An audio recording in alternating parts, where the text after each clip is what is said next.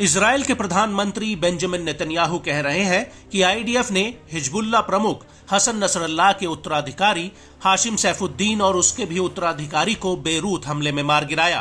Netanyahu का दावा है कि हिजबुल्लाह बेहद ही कमजोर पड़ गया है, लेकिन दक्षिणी लेबनान से जो तस्वीरें सामने आ रही हैं वो इस बात की गवाही देती हैं कि नसरल्लाह के मारे जाने के बावजूद हिजबुल्लाह के लड़ाके आईडीएफ के आगे हथियार डालने को तैयार नहीं है, बल्कि उल्टा अब वो दोगुनी ताकत के साथ इजरायली सेना के ऊपर हमले कर रहे हैं।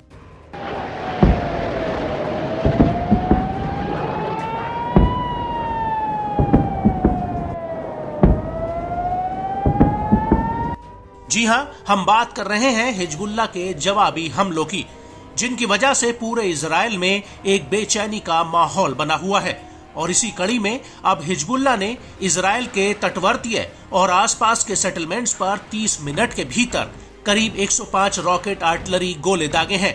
खुद इजरायली न्यूज एजेंसी चैनल 14 ने अपनी खबर में इस बात का उल्लेख किया है कि ये हमले हिजबुल्लाह के डिप्टी चीफ नईम शेख के भाषण के दौरान हुए।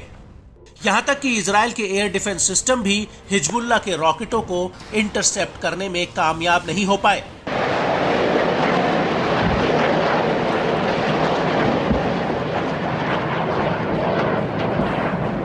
चैनल 14 के मुताबिक हिजबुल्लाह के कई रॉकेट इजराइल की कई इमारतों पर जा गिरे, जिससे भारी नुकसान हुआ है।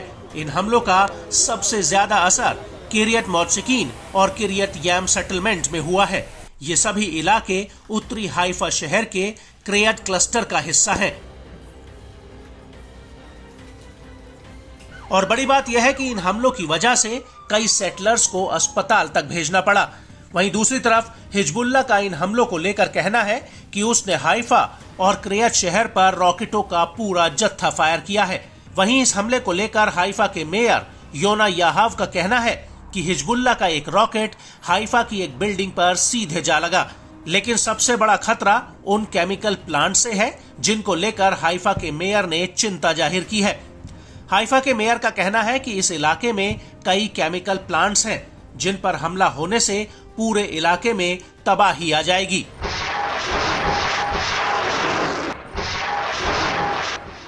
हाइफा के मेयर याहाव का आरोप है कि सरकार इलाके के लोगों को सुरक्षा देने में नाकामयाब रही है। और तो और जब उन्होंने सरकार से केमिकल प्लांट हटाने की गुजारिश की तो उसका भी उन्हें कोई जवाब नहीं मिला। हाइफा के मेयर के मुताबिक उन्हें इलाके के लोगों को सुरक्षित करने के लिए और ज्यादा पैसों की जरूरत है, लेकिन अधिकारी इस मुद्दे पर ध्यान नहीं दे रहे। आपको बता दें कि इजरायली सेना की कमांड ने किरियत अता, किरियत बिलीका, किरियत याम और किरियत मौत्सिकीन के लिए बेहद ही सख्त दिशा निर्देश जारी किए हैं। सेना ने सख्त हिदायत दी है कि इन इलाकों में किसी भी सूरत में स्कूल न खोले जाएं, क्योंकि हाल ही में हिजबुल्लाह के हमलों में इन स्कूलों पर सबसे ज्यादा खतरा बढ़ गया है। हिजबुल्लाह के हमलों से मासूम बच्चों को बचाया जा सके, इसलिए सरकार ने स्कूल बंद करने के आदेश जारी किए हैं।